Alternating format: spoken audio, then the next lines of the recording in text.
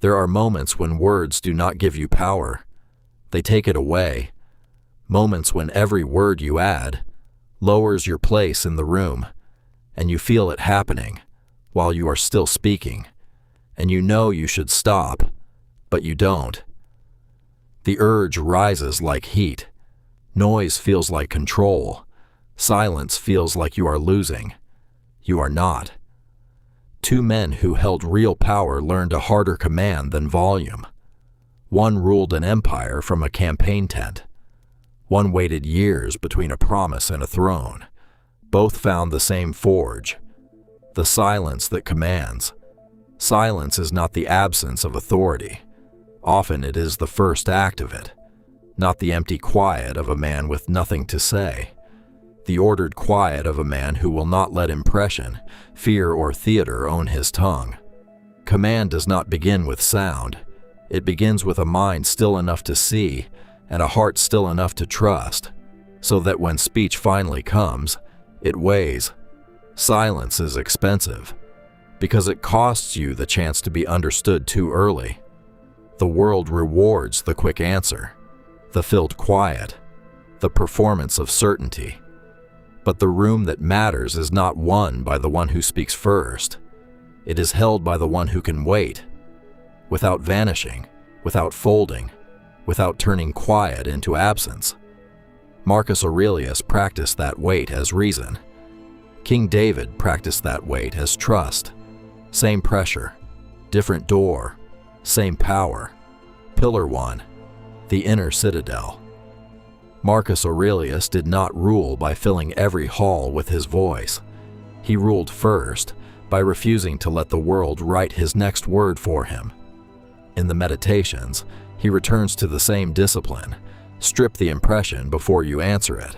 A demand arrives, urgent, insistent, certain it deserves an answer now. The insult arrives.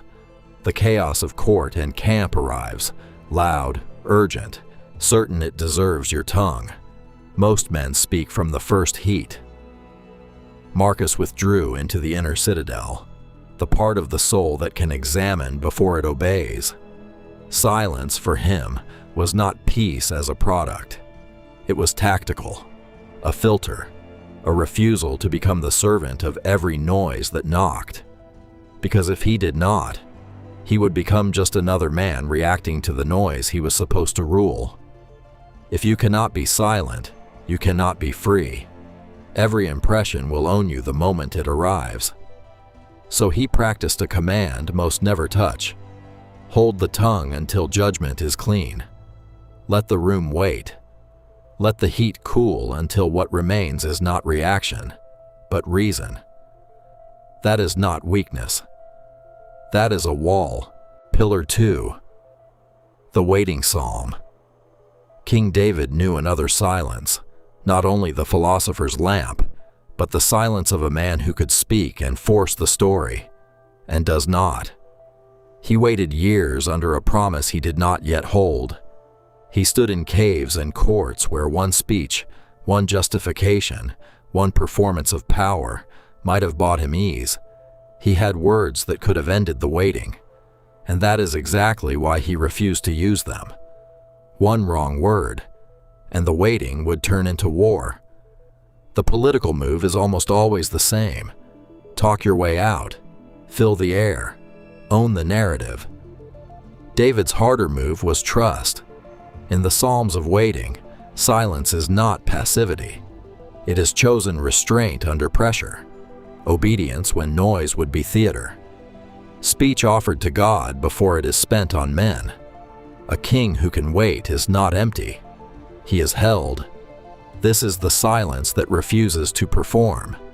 Not because he has no words, because words too early would be unbelief dressed as leadership. That is not inaction. That is a foundation. Pillar 3. The Quiet Authority. Marcus's reason built the wall, the citadel that will not let impression seize the tongue. David's trust laid the foundation, the waiting that will not let fear turn speech into theater. Alone, each is incomplete. Reason without trust can become cold control. Trust without reason can become soft delay. Together, they are the silence that commands, a presence under restraint, mind-ordered, heart-anchored. No need to yell to be real. This is what real authority looks like before it is heard. Watch what happens in a room when such a person is present. The room recalibrates around him, not only when he speaks, but because he did not need to fill the air to prove he belonged in it. When he finally does speak, people lean in, not because he was loud, but because he was not cheap with sound. Authority does not announce itself. It arrives after the forge of what you refuse to say. Most will fill the silence. Few will let it forge them.